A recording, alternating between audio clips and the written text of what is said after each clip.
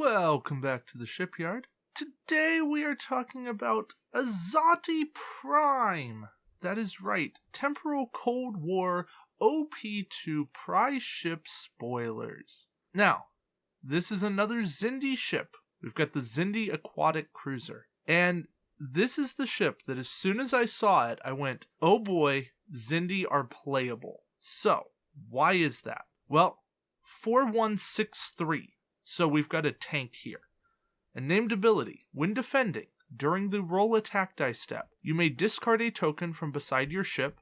It's got to be evade, scan, or battle station, to force the attacking ship to roll one less attack die. So, get a high captain skill, hopefully scan, and now that scan pulls double duty. Or maybe you take battle station, you end up rolling all hits or blanks, you don't need that battle station.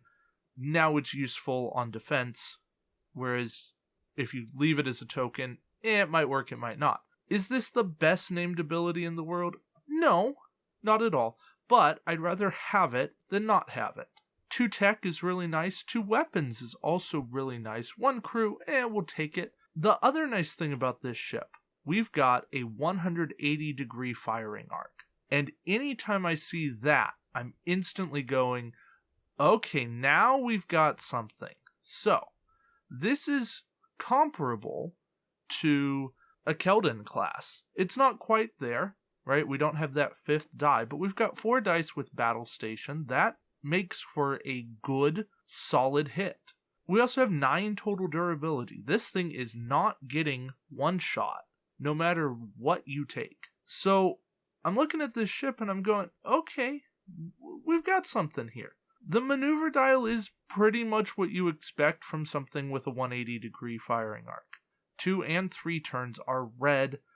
We get a 1 reverse, which is nice. It's red, but, we get the 1, 2, 3 bank. The 1 bank is green. 1, 2 straight green. Is it the best maneuver dial in the world? No, not at all. But it's a cruiser. It's a heavy, lumbering ship. And it moves like one. I wish that this had been a ship that was on a large base. Think the Borg Tactical Cube. That's the one thing that I go, hey, it would have been nice if. But we get what we get. They didn't even do it for the Regent's flagship, and that's a ship that should have gotten that treatment. So, we'll take it. Our generic loses a tech slot, loses a shield. You save 2 points, 26 points. I'm still apt to take the generic. Right?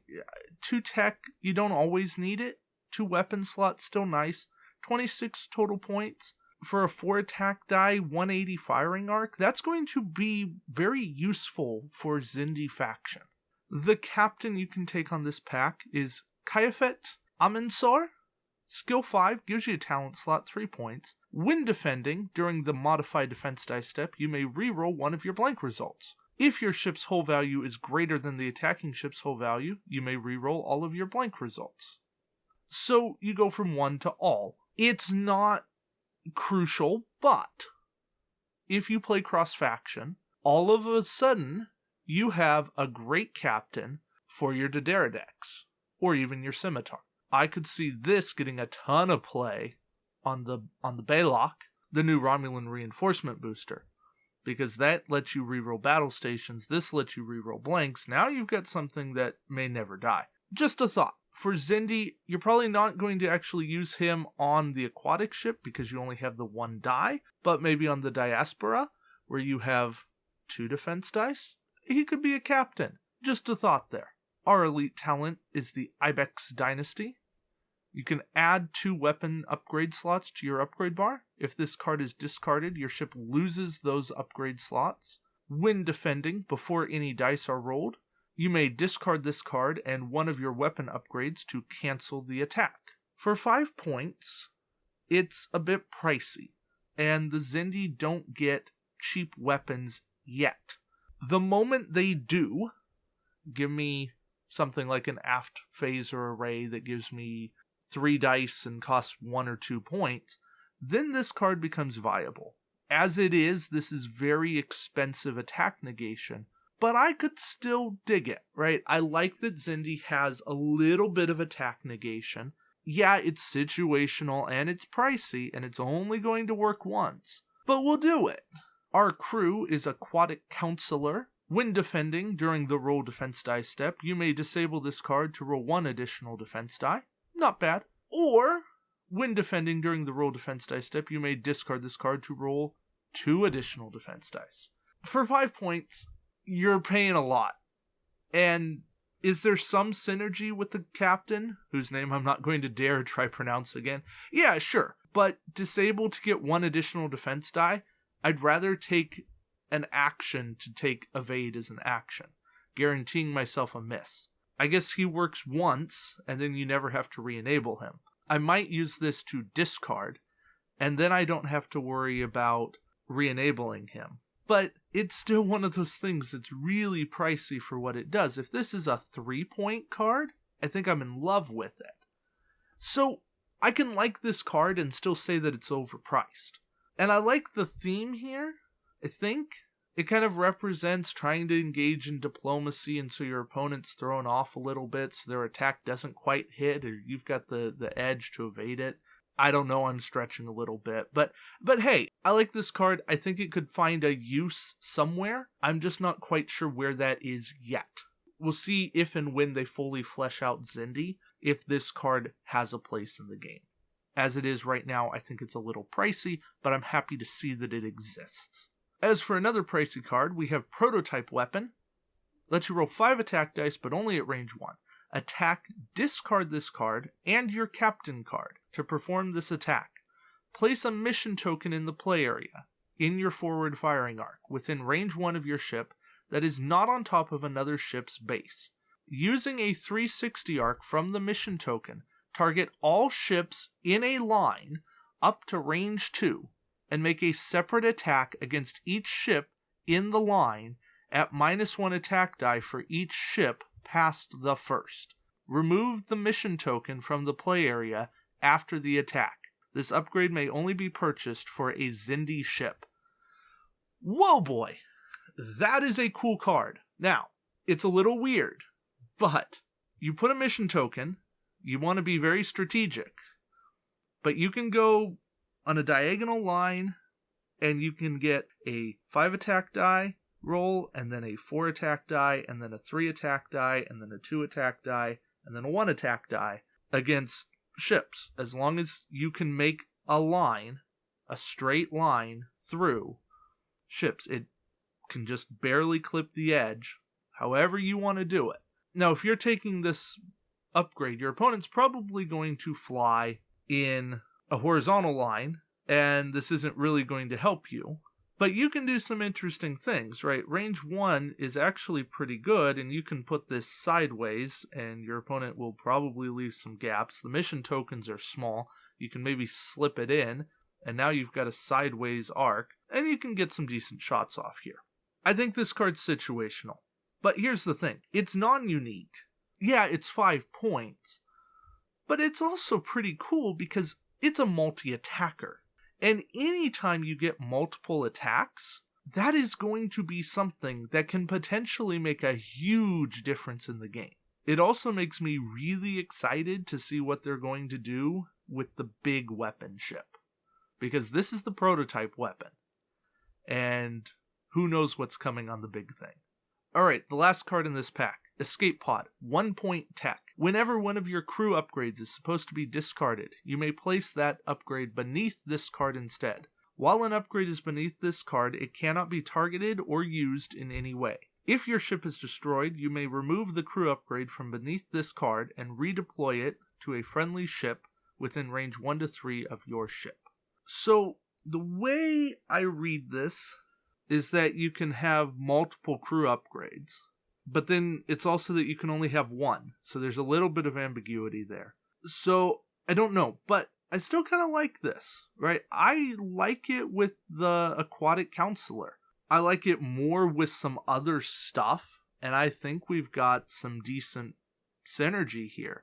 This is a card that could see a lot of fun with maybe like Tasha Yar. You know, ship blows up, use Tasha, discard. Now your ship's destroyed, transfer over. That timing's a little wonky, but I still think it might work. For a 1-point upgrade, it's kind of a why not. You just have to figure out a way to make sure that your ship with escape pod is not the last ship destroyed. Otherwise, it's useless. But as long as you can figure that out, I like it.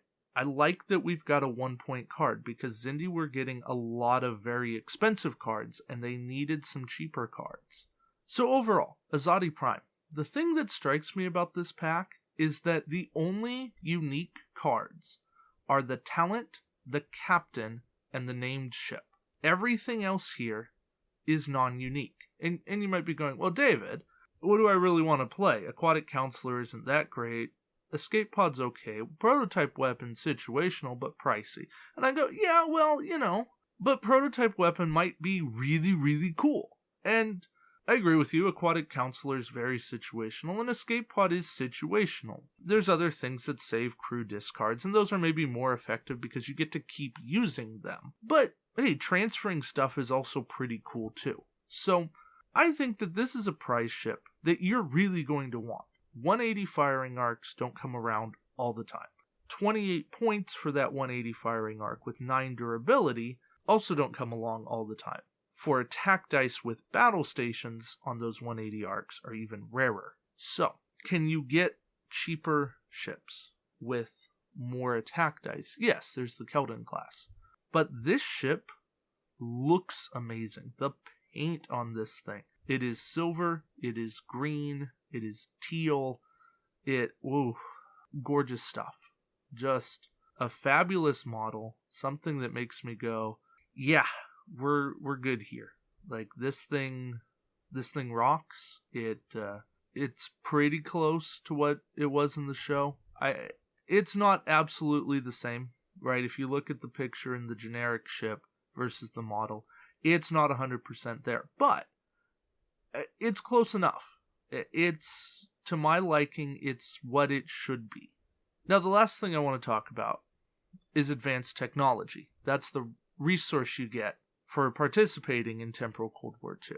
It's a 5-point resource, and during the activation phase, any ship in your fleet may disable one of its tech upgrades to use an action from its action bar as a free action. Well, that's pretty cool, right? Disable escape pod or something like that and do a battle station. Like, that's a cool action. Or you can discard one of your already disabled tech upgrades to use an action from its action bar as a free action. A ship cannot perform any other free actions on the round that it uses either of these abilities. So that takes away things like Picard 9, Martok 8, Gul Dukat, Spock, stuff like that. And that's not the end of the world. It's just something you have to build around. I don't think that this resource sets players on fire. I don't think you go, oh, wow, I'm going to run this all the time. But there are some times where you can do a lot with discounted tech. The Pegasus, the new Tuvok that came on the Delta Flyer, fleet captains for as long as we have them until January, if you follow the retired set. When you can get a bunch of tech slots and a bunch of free tech, and you're just sitting there going, oh, well, this is free, I might as well take it because it's free. Well, now you have something to do with it. Yes, I know fleet captains and advanced technology don't stack, but there's other ways to discount cards. And if you start discounting them all and they're free, well, then you might as well. So it's something to think about. It's something to make you go, well, I could use some more actions from my action bar. Why not? Because it doesn't say additional. You can use your first action to re-enable a tech, and now you can use an action to disable it. And then you can use this card to disable something and get a free action from your action bar. I know that's not super efficient, but you do that every once in a while and it's going to work out. So I'm not trying to pull a hard sell here. I'm trying to say that it's not an absolute worthless card. It's a very situational card. But situational is not bad. It just means that you have to work a little harder to make it work. So that's my thoughts on advanced technology. It's my thoughts on Azadi Prime. I definitely am glad I have one. I'm going to be playing and trying to get a second one. And that's not because I'm a jerk or anything. That's because I really want to have two. And I love the look of it. I love the cards on it. I think I could make a really cool Xindi fleet with Azadi Prime and a generic aquatic cruiser. and some prototype weapons, and there's just a lot of good stuff there.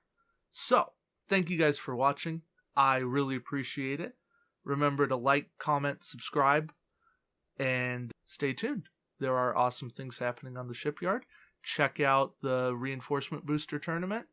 Check out my other reviews. I do reviews on the retail ships too. Yeah, you guys are awesome. Thank you again. Remember to check out Warp Core Breach Podcast. There's a link to that in the show notes. And until next time, we'll see you around the shipyard. Take care, guys.